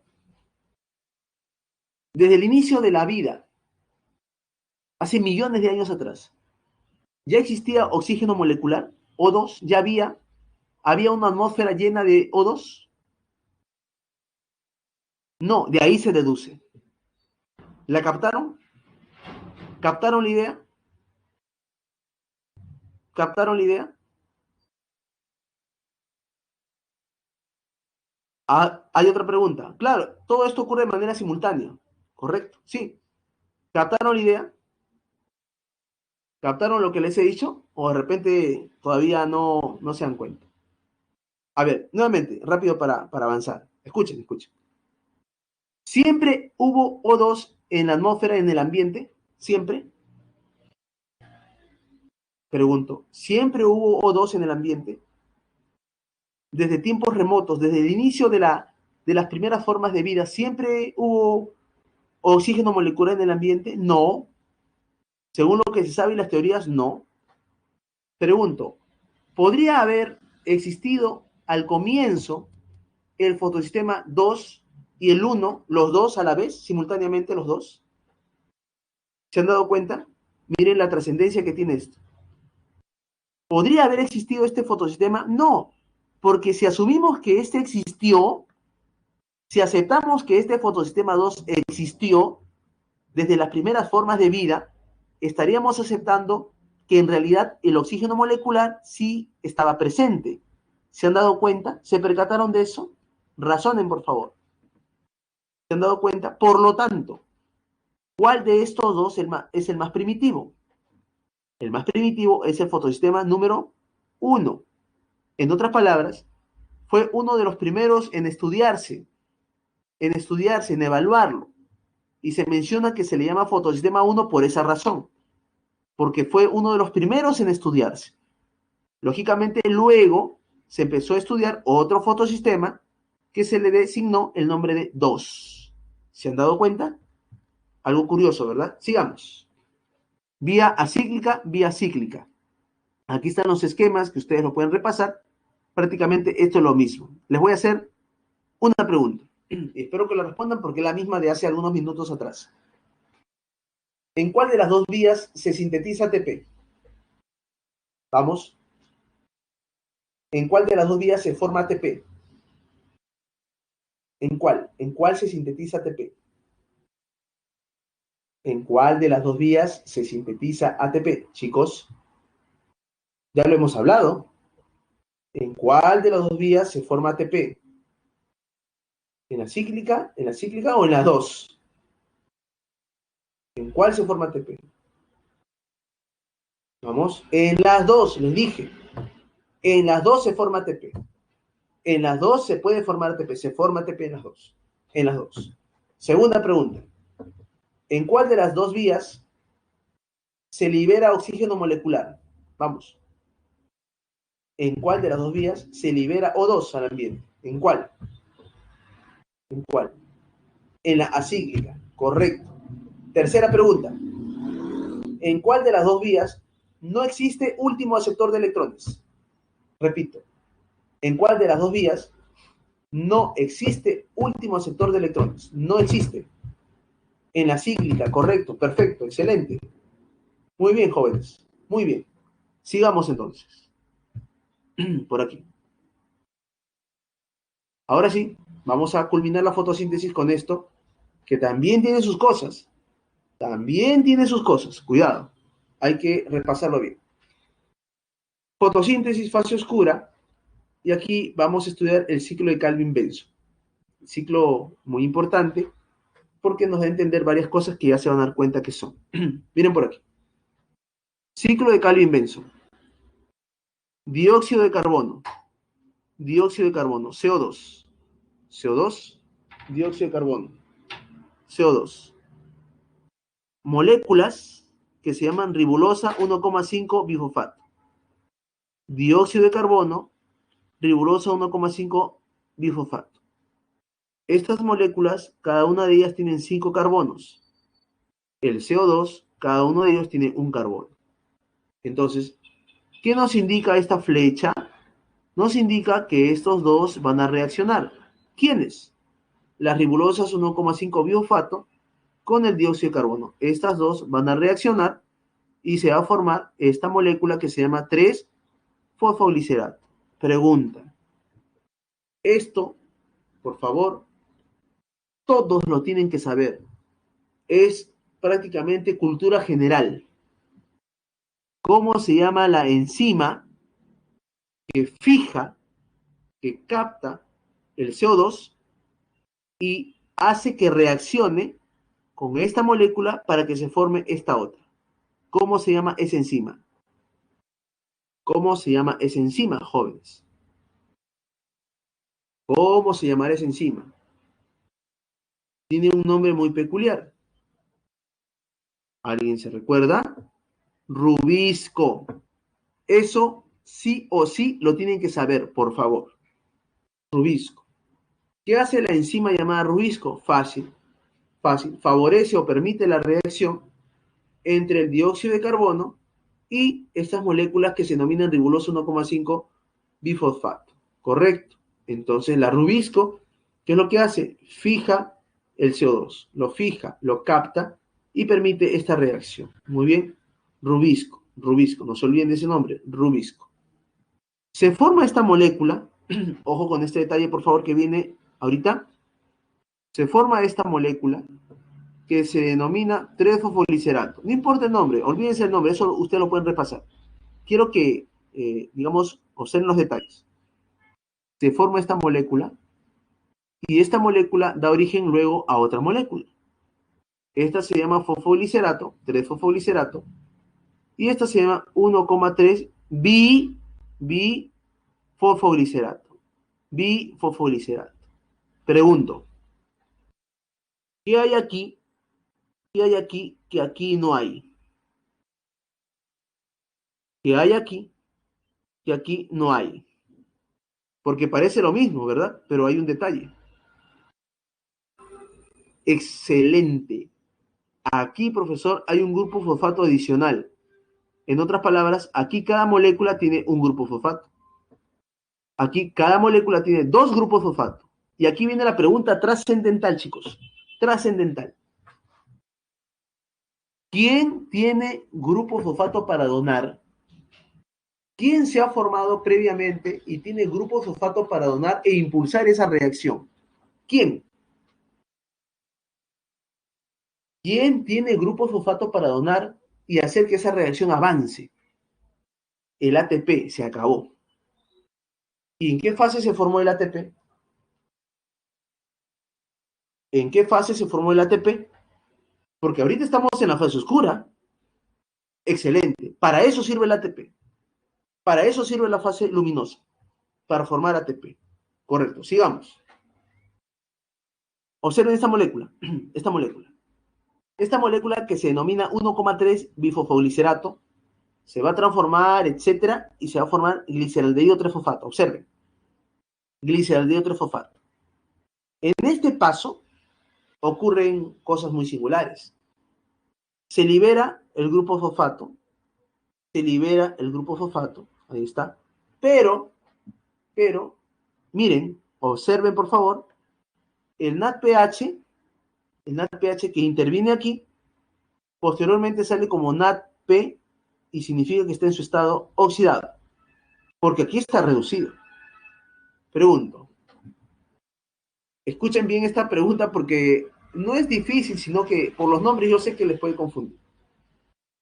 ¿Qué ocurre con el 1,3 difosfoglicerato? ¿Se oxida o se reduce? A ver, ¿quién me dice? ¿Qué ocurre con el 1,3 bifosfoglicerato? ¿Qué ocurre con esta molécula? ¿Se oxida o se reduce? Vamos. ¿Se oxida o se reduce? Esta de aquí se reduce. Se reduce. Producto de esa reducción se forma esta otra. Pregunto yo. Si esta se reduce, ¿qué pasa con el NADPH? ¿Se reduce o se oxida? Pregunto, ¿se acuerdan de redox? ¿Se acuerdan en química de las reacciones redox? Tipo redox. Entonces, si esta se reduce, esta se oxida. Como esta se va a oxidar, luego tenemos esto de aquí, NADP positivo, que significa que está en su estado oxidado. Recuerden que aquí está reducido, aquí está oxidado. Pero esta que está reducida se oxida y resulta esto de aquí. Mientras que esta se reduce y resulta esta otra. Espero que hayan entendido esa parte que es bastante puntual. Sigamos. Aquí voy a invertir algunos minutos, por favor, para pasar ya a respiración celular, que es algo práctico también. Escuchen. Aquí dice 12 moléculas de gliceraldehído 3-fosfato. 12 moléculas de gliceraldehído 3-fosfato. 12. De estas 12, hay dos que salen. De estas 12, hay dos que salen. Se quedan 10. Esas 10 moléculas, aquí lo dice, esas 10 moléculas se reordenan químicamente y se forman otras moléculas que tienen el nombre de ribulosa 5-fosfato. Ahí está. Repito por última vez. Hay 12 moléculas. De esas 12 salen 2, quedan 10. Esas 10 se reordenan y se forman ribulosa 5-fosfato. Estas moléculas que estoy indicando tienen que transformarse en ribulosa 1,5. 1,5. ¿Qué quiere decir? Que tienen que ganar un grupo fosfato. Y nuevamente les hago la pregunta. ¿Qué molécula que se ha formado previamente tiene grupo fosfato para donar e impulsar esa reacción? El ATP. Ya se han dado cuenta por qué es importante la fase luminosa, ¿correcto? ¿Se han dado cuenta por qué es importante la fase luminosa? Y les dije y les afirmé incluso. Muy bien. Se forma esta molécula y ocurre nuevamente lo mismo. A ver, pregunta, pregunta, pregunta. Escuchen, por favor, para pasar ya a este otro esquemita y culminar. Pregunta, pregunta, pregunta. De eso vamos a hablar ahorita. No te preocupes. Pregunta.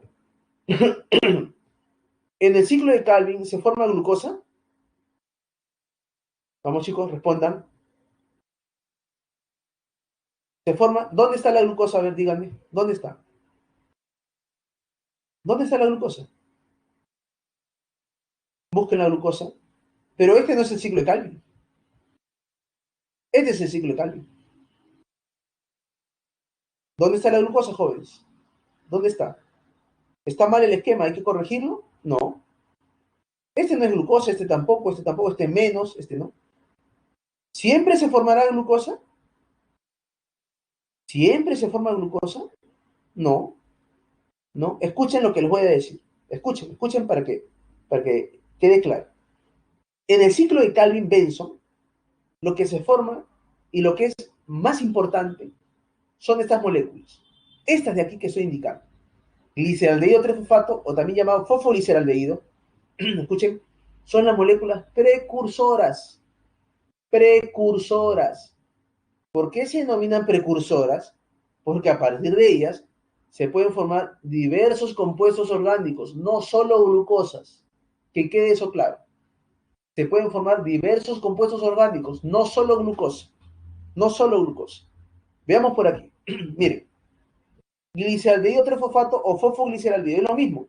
Esto de amarillo sería esto. Ahí está. Fosfogliceraldehído o gliceraldehído trifosfato. La planta puede formar ácidos grasos, puede formar glicerol. Si forma estos dos, puede formar triglicéridos. Puede formar aminoácidos y luego proteínas. Puede formar glucosa y luego celulosa, almidón, etcétera. O puede formar ribulosa, etcétera, etcétera. ¿Se han dado cuenta? Entonces, jóvenes, la planta va a formar lo que quiera formar ella. La planta va a formar lo que se necesita que formen en sus células. Formará almidón porque necesita almacenar energía. Formará triglicéridos, de repente necesita almacenar también energía. Formará glucosa, de repente necesita hacer glucólisis. Formará aminoácidos, de repente es una planta que necesita almacenar proteínas, no lo sé. Entonces la planta, para formar diversos compuestos orgánicos, utiliza a estas moléculas precursoras. Precursoras. ¿Siempre va a formar glucosa? No siempre, no siempre. Eso depende de la necesidad de la planta. Muy bien. Ahora sí, respiración celular. Es bien fácil, es bien fácil. Todavía tenemos varios minutos, todavía tengo como media hora. Miren por aquí. Escuchen, la respiración celular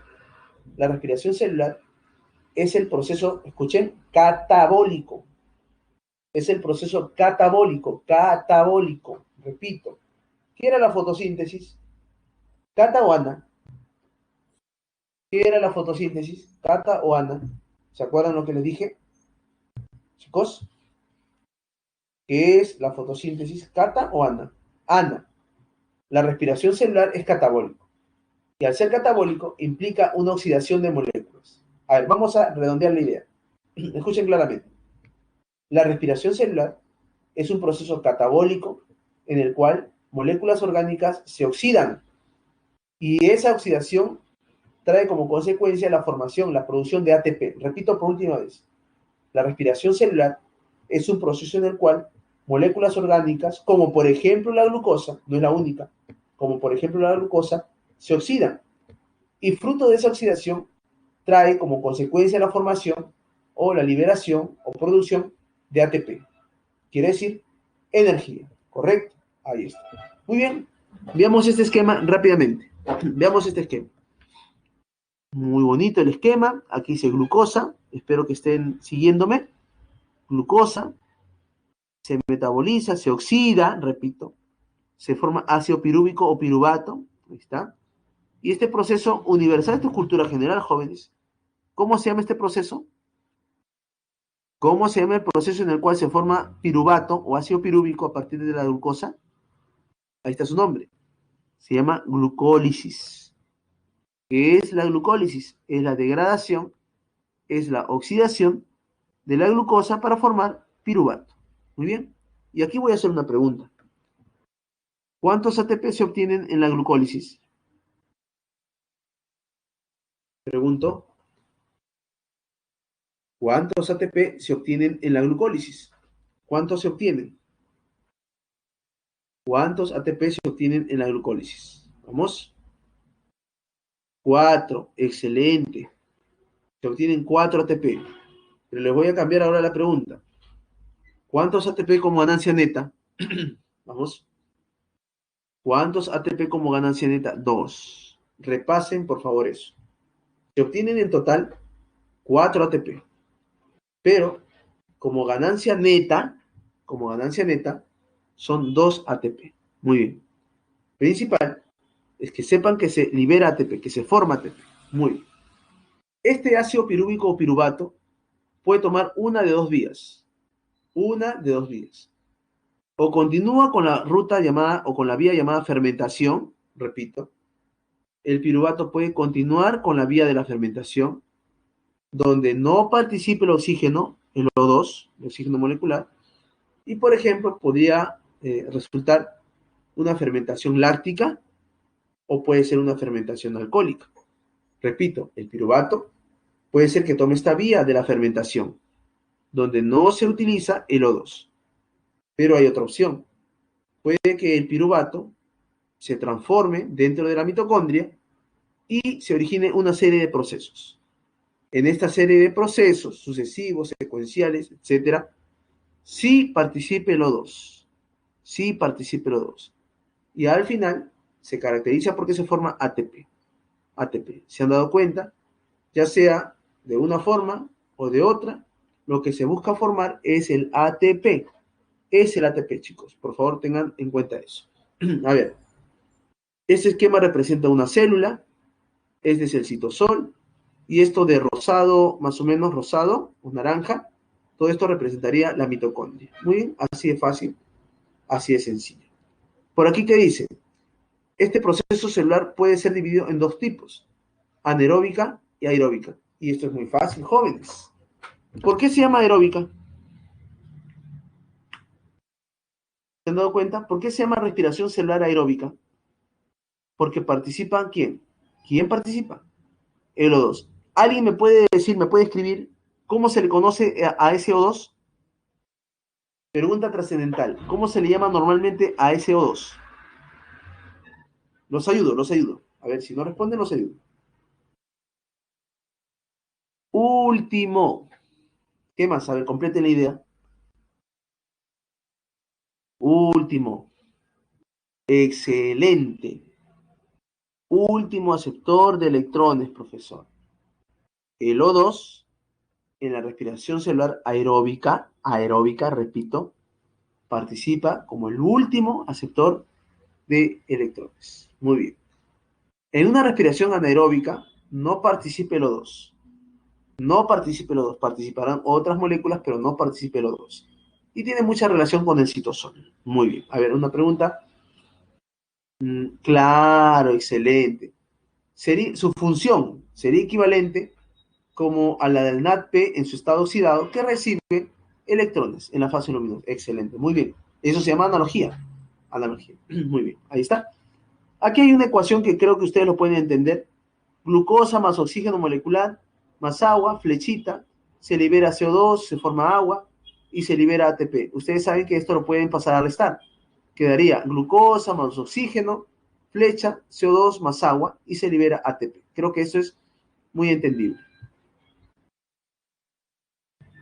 A ver, este es un esquema, digamos, muy práctico, así que hay que tomarlo como tal. Lo mismo, glucosa, se oxida y al final se obtienen piruvatos. Repito, glucosa se oxida, glucólisis, esto es glucólisis, la glucosa se oxida y al final se obtienen dos piruvatos, uno o dos piruvatos. En esta glucólisis, ojo, aquí está el resumen, ¿qué es lo que ocurre? Transformación de glucosa en dos piruvatos. Ahí está, jóvenes.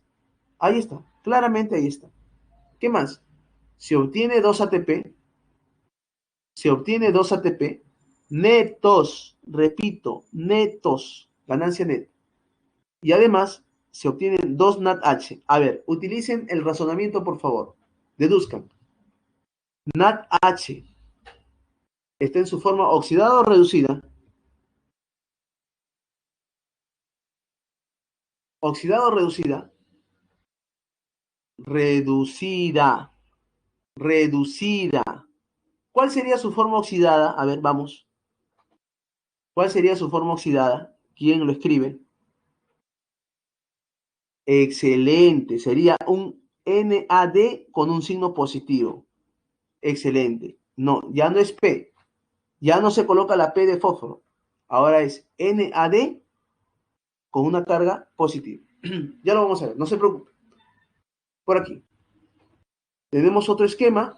Aquí está la mitocondria, la membrana celular, el citosol. Escuchen, este esquema tiene mucha información. Mucha información. Vamos a utilizar la información que es pertinente aquí.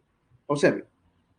La glucosa entra a la célula, realiza glucólisis, se forma piruvato, y el piruvato tiene una de dos vías. O se mete en la mitocondria, y ocurren muchos procesos que culminan con la formación de ATP, o se queda en el citosol, y continúa la vía de la fermentación, por ejemplo, para formar lactato. Se acabó. Se acabó. Quiero que entiendan eso. Lo principal. Glucosa entra, realiza glucólisis y se forma piruvato, o entra a la mitocondria y se forma ATP, o se queda en el citosol, repito, se queda en el citosol, ocurre la fermentación y se forma, por ejemplo, lactato, ácido láctico. Muy bien. Por aquí. Por aquí. Esta imagen es muy bonita, está bastante resumida, bastante buena. Todos sabemos que esta es la mitocondria y lo que está por fuera es el citosol. Por lo tanto, la glucólisis ocurre en el citosol. La glucólisis ocurre en el citosol. ¿Qué ocurre ahí? La glucosa se oxida. La glucosa se oxida. Se forma piruvato. ¿Cuántos ATP como ganancia neta, jóvenes? Vamos. ¿Qué dice aquí? 4,2. ¿Cuántos ATP como ganancia neta? Ganancia neta, 2. Como ganancia neta, 2. Aquí está y lo estoy reiterando porque no quisiera que se equivoque. Sigamos. Este piruvato entra en la mitocondria y sufre un proceso para formar el acetilcoenzima A. Esto de aquí ocurre en la mitocondria. Ahorita lo vamos a explicar mejor, no se preocupe. En la mitocondria también ocurre el ciclo de Krebs, llamado ciclo del ácido cítrico. Escuchen esto, por favor. En el ciclo de Krebs no se forma ATP, se forma GTP con G. Repito, en el ciclo de Krebs o ciclo del ácido cítrico no se forma ATP, se forma GTP. ¿Pero por qué han colocado aquí ATP? Porque es equivalente. Porque 2 GTP equivalen a 2 ATP. Y finalmente, en la mitocondria ocurre algo extraordinario que se denomina transporte de electrones y quimiósmosis. ¿Qué es esto, profesor? Es todo lo que va a ocurrir para formar la mayor cantidad de ATP. La mayor cantidad de ATP, que puede ser 32 o 34. 32 o 34. Pregunto, a ver, a partir de una glucosa, en total, al final, a partir de una glucosa, en total, al final, ¿cuántos ATP se pueden formar? Eso es cultura general, lo tienen que saber. A partir de una glucosa, al final, ¿cuántos ATP se pueden formar? 36 o 38. Muy bien, ahí está. Continuemos. Continuemos. Por aquí. Estamos dentro de la mitocondria. Ojo, jóvenes, no se confundan. Estamos ya en el interior de la mitocondria. El piruvato, ahí está. El piruvato que se formó en la glucólisis libera un carbono en forma de CO2. Repito, el piruvato dentro de la mitocondria libera un carbono en forma de CO2. Y al final, el piruvato se transforma en un acetil-CoA, una molécula. Así se denomina, acetilcoenzima A. En este paso intervino la coenzima A Y miren lo interesante. Aquí hay algo muy interesante, espero que se den cuenta. Este NAT con una carga positiva, ¿en qué estado está? ¿Oxidado o reducido? Vamos. Chicos, ánimos, yo sé que están cansados. Muchos ánimos, por favor. Sigamos, falta todavía. NAT con carga positiva. ¿Está en su forma oxidada o reducida? Oxidada. Oxidada. Y ahora miren, dice NADH. ¿Qué pasó? ¿Qué ganó? ¿Qué ganó? Principalmente, ¿qué ganó? Electrones. Claro, ganó hidrógenos. Sí, está bien, correcto. Pero no pierdan de vista los electrones. Ya se van a dar cuenta por qué. Entonces aquí tenemos al NADH, que está en su forma reducida porque ganó. Finalmente, como les dije, se forma esto de aquí, que se llama acetil-CoA. Ojo, todo esto está ocurriendo en la mitocondria. Luego, este acetil, aquí presten muchísima atención, muchísima atención. Este acetil-CoA va a ir a intervenir al ciclo de Krebs, al ciclo del ácido cítrico. Aquí está, el acetil-CoA. Me interesa más el acetil porque el acetil es el que tiene dos carbonos que están representados en esta manera. Esta bolita negra y esta otra bolita negra representan carbonos. ¿Carbonos de quién? Del acetil, porque el acetil tiene dos carbonos. Ahora viene algo muy sencillo. Aquí hay una molécula que se llama oxalacetato y tiene una, dos, tres, cuatro carbonos, mientras que el acetil tiene dos carbonos. Pregunto, cuatro carbonos más dos carbonos, ¿cuántos carbonos resultan? Seis. Y esa molécula que ahora tiene seis carbonos tiene un nombre muy particular. Se llama citrato. Ahí está, citrato. Cuatro carbonos del oxalacetato más dos carbonos del acetil, obviamente van a dar como resultado a una molécula llamada citrato que tiene seis carbonos. Hasta ahí, jóvenes, ¿todo claro? Vamos, ya falta poco, ya falta poco, no se preocupen. Muy bien. Esta molécula de seis carbonos, poco a poco va a ir perdiendo componentes. De tal manera que, miren, pierde un carbono en forma de CO2. Recuerden que el CO2 tiene un carbono. Por lo tanto, si este citrato tiene seis carbonos, 1, 2, 3, 4, 5, 6, tiene seis carbonos y pierde un carbono en forma de CO2, ¿cuántos carbonos le quedan? 5. Así de sencillo. Así de sencillo. Pregunto, ¿qué está pasando en esta reacción, en este proceso? ¿Qué se está formando además del CO2? Es importante que se den cuenta que se está formando aquí. NADH, excelente, NADH. Sigamos. Este compuesto de 5 carbonos se va a transformar en otro, pero de 4 carbonos. Y nuevamente, ¿qué se está liberando? Un carbono en forma de CO2. Por esa razón, este tenía 1, 2, 3, 4, 5 carbonos. Menos uno que se está liberando en forma de CO2, quedan 4. 1, 2, 3, 4. También se forma NADH. Posteriormente se va a formar GTP, les dije. Un GTP equivale a un ATP. Ahí está el GTP. Se forma un FATH2 y se forma otro NADH. Bien, ese es el resumen del ciclo del ácido cítrico o de los ácidos tricarboxílicos o simplemente el ciclo de Krebs. Preguntas, preguntas, preguntas, preguntas. Desde el punto de vista energético, escuchen la pregunta por favor. Desde el punto de vista energético, ¿por qué es importante el ciclo de Krebs? Desde el punto de vista energético, ¿por qué es importante el ciclo de Krebs? Desde el punto de vista energético, ¿por qué es importante el ciclo de Krebs? Desde el punto de vista energético, ¿por qué es importante el ciclo de Krebs?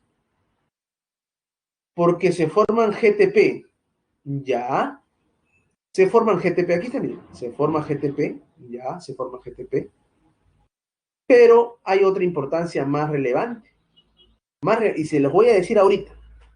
El ciclo de Krebs, jóvenes, desde el punto de vista energético es muy importante porque se forman NADH, un NADH, otro y otro, tres NADH. Y además se forma FATH2. Y ustedes dirán, profesor, pero se está equivocando. Porque una cosa es el ATP y otra cosa es el NADH y otra cosa es el FATH2. Lo que pasa, jóvenes, lo que pasa por ahí, ya se están dando cuenta muy bien, lo que pasa es que los NADH y el FATH2 son moléculas que transportan electrones, son aceptores y donadores de electrones. Y esos electrones, escuchen, esos electrones, cuando lo donen a la cadena transportadora de electrones, esos electrones van a impulsar para que al final se sintetice ATP. Repito, desde el punto de vista energético, ¿por qué el ciclo de Krebs es importantísimo? No porque se forma ATP, porque no hay ATP. Miren, no hay ATP. A ver, busquen el ATP. No hay ATP. Profe, es importante porque se forma GTP. Ya puede ser, pero es uno. Por cada ciclo de Krebs es un GTP. Pero es importante, ¿por qué? Porque se forma NADH, FATH2, NADH y otro NADH. Y esas moléculas que acabo de mencionar, NADH y FATH2, son aceptoras y donadoras de electrones. Y cuando donen sus electrones, cuando lo hagan, esos electrones van a impulsar la síntesis de ATP. Por esa razón, en los libros ustedes habrán leído que el NADH y el FATH2 equivalen a ATP. ¿No es igual al ATP? No, eso es incorrecto. Equivalen al ATP, eso sí es correcto. Muy bien. Espero que hayan entendido esa parte. Sigamos. Por aquí. Esto es muy fácil. Ya hemos entendido la fotosíntesis, así que esto va a ser muy práctico y sencillo. Mucha atención, por favor. A ver, tenemos aquí a la mitocondria. Tenemos la membrana externa de la mitocondria. Se entiende que este sería el citosol. Esta es la membrana externa. Esta es la membrana interna. Este es el espacio que está entre ambas membranas, espacio intermembranal, intermembranoso. Ahí está, espacio entre membrana externa y membrana interna. Esta parte es la matriz de la mitocondria o mitosol. Matriz o mitosol, repito, matriz o mitosol. Espacio entre ambas membranas y citosol. En la membrana interna, que es la que estoy indicando, repito, en la membrana interna, que es esta de aquí, hay una serie de componentes, de complejos. Complejo 1, complejo 2, complejo 3, complejo 4, y algunos le llaman a este complejo 5, o también le llaman ATP sintasa o sintetasa. Ya saben para qué sirve. Vamos a explicar una vez, a ver cómo nos va. Escuchen, por favor. El NADH, ¿qué tiene para donar? Vamos. ¿Qué tiene para donar? ¿Qué ha ganado que ahora lo puede donar? Ya, pero yo les dije algo muy importante. ¿Qué es lo más importante aquí? ¿De qué creen que voy a hablar? ¿Flujo de hidrógenos? ¿O flujo de electrones? Yo sé que es importante darse cuenta que también interviene el hidrogenión, el H, el hidrógeno, todo lo que quieran. Pero ¿qué es lo que fluye aquí? ¿Qué es lo que va a fluir? ¿Qué es lo que se va a transportar? Electrones. Ojo con eso. Por lo tanto, escuchen, el NADH, ¿se oxida o se reduce? A ver, ¿quién se da cuenta? Vamos, vamos. ¿Qué pasa con el NADH? ¿Se oxida o se reduce? Miren, se oxida, se oxida. Al oxidarse, libera sus electrones. Los electrones se liberan aquí. Esos electrones se transportan hacia este complejo. Por aquí ocurre lo mismo. El FATH2, el FATH2 se oxida y al oxidarse pierde electrones. Y de aquí se van a trasladar a este complejo. Es como un juego, jóvenes. Los electrones se transportan de aquí hacia allá y de aquí también hacia allá. Este complejo transporta los electrones a este otro. Y aquí, en este complejo, que es el cuarto, o citocromo oxidasa, como técnicamente se le denomina, aquí va a llegar el oxígeno molecular, van a llegar los electrones, también los hidrogeniones, ¿y qué es lo que se va a formar al final, jóvenes? ¿Qué es lo que se está formando? ¿Qué es esto? H2O, agua. Pregunto, ¿quién es la molécula o el componente que recibe al último los electrones. ¿A dónde van a ir a parar esos electrones? Al último, al último. ¿Quién es? ¿Quién es ese componente, esa molécula, etcétera, que recibe los electrones? El O2. Por esa razón, se dice, se menciona y se afirma que el O2 es el último aceptor de electrones. El O2 es el último aceptor de electrones. ¿Se dieron cuenta? Es muy importante saber eso. Muy bien. Entonces se forma agua. Esa agua que se está formando se denomina agua metabólica o agua endógena también se le llama. Aquí viene la parte trascendental. Y espero que lo respondan rápidamente. Miren ese esquema y díganme, ¿se forma o no se forma un gradiente electroquímico? ¿Se forma o no se forma un gradiente electroquímico? Sí, sí se forma un gradiente electroquímico. ¿Quiénes bombean hidrogeniones? ¿Todos bombean hidrogeniones? No. El 1, el 3 y el 4 bombean hidrogeniones. El 2 no bombea hidrogeniones. Al final se genera una gradiente. Se genera una gradiente energética, una gradiente electroquímica. Los hidrogeniones van a salir hacia la matriz y cuando lo hagan van a activar a esta enzima, que es lo mismo que la fotosíntesis, formará ATP a partir de ADP y grupo fosfato o fósforo inorgánico. ¿Se han dado cuenta? Al final, ¿qué se forma? ATP.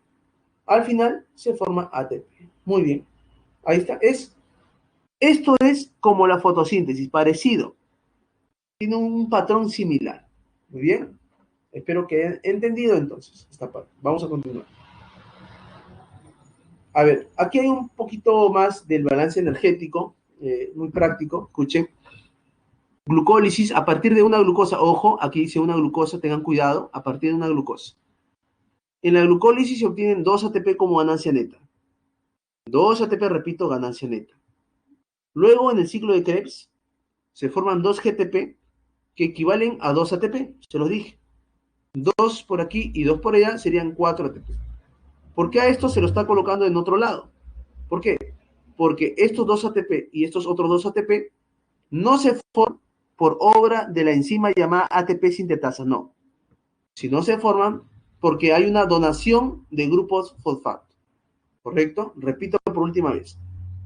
Estos, a ver un ratito, estos 4 ATP se forman no por la intervención de esta enzima, no, sino se forman porque hay una transferencia de grupo fosfato al ADP y se forma ATP, ¿correcto? Simplemente lo toman en cuenta así.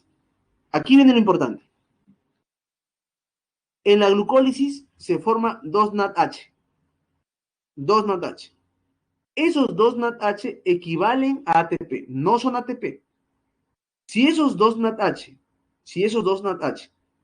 dejan sus electrones a la mitocondria por medio de una vía llamada malato aspartato, en total van a equivaler a 6 ATP. Pero si esos 2 NADH dejan sus electrones por medio de otra vía llamada glicerol fosfato, en total equivalen a 4 ATP. Esto, por favor, repásenlo detenidamente. Esto es fácil. 2 NADH equivalen a 6 ATP, 6 NADH equivalen a 18 ATP, 2 FATH2 equivalen a 4 ATP. Si ustedes suman todo esto, sale 32 a 34. Más 4, en total sería 36 a 38 ATP. Repasen, por favor, esta parte. Es muy práctica, pero a veces confunde. Esto de aquí es la fermentación, ustedes ya lo han escuchado. Hay fermentación alcohólica, hay fermentación láctica. En la alcohólica se forma, por ejemplo, etanol, ahí está, al final. En la láctica se forma ácido láctico, por aquí está. En la fermentación, ya sea una u otra, no se utiliza oxígeno molecular, repito, eso lo afirmamos más antes, hace casi una hora. Lo dijimos, no utiliza el oxígeno molecular. Miren, aquí sí se utiliza el NADH, que está en su forma reducida, se utiliza para impulsar esta reacción. Aquí también el NADH se utiliza para que se impulse esta reacción y se forme ácido láctico. Conclusión, Esta es la fermentación. Ocurre en el citosol. Ocurre en el citosol. Vamos a continuar. A ver cómo nos va. Esto de aquí es algo más práctico, simplemente intercambio de gases en plantas y animales. En las plantas hay estomas, eso hemos hablado la semana pasada. Son como poritos que permiten el intercambio de gases. Respiración traqueal, que son como tubitos muy delgados en los insectos, por ejemplo. Respiración cutánea por medio de la piel. Y branquial típicamente en los peces y en algunos anfibios que están en desarrollo. Esto de aquí, a ver. Vamos a ir terminando.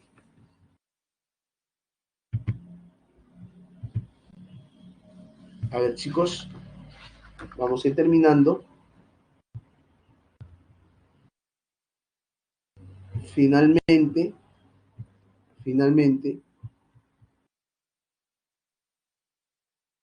a ver, jóvenes, chicos, que está ocurriendo un pequeño problemita con el internet. ¿Sí me escuchan? A ver, respondan. ¿Me escuchan, jóvenes? ¿Sí? Creo que sí, sí. Ya para terminar, estaba congelando un poco la pantalla. Ya, disculpen, era cuestión de internet. Repasen eso también, tiene que ver con el sistema respiratorio. Recuerden que la hematosis es el intercambio de gases que ocurre en los alvéolos pulmonares. Los pulmones tienen una función, la tráquea, vías respiratorias en general. Y esto, jóvenes, esto repásenlo, por ahí lo van a encontrar, repásenlo, léanlo, traten de entenderlo, traten de analizar la función y todo les va a ir bien porque esto es bastante práctico. A ver, claves antes de hacer la encuesta, jóvenes, rápidamente. Uno casa, dos casa, tres beso, cuatro dedo, cinco avión, seis avión, siete dedo,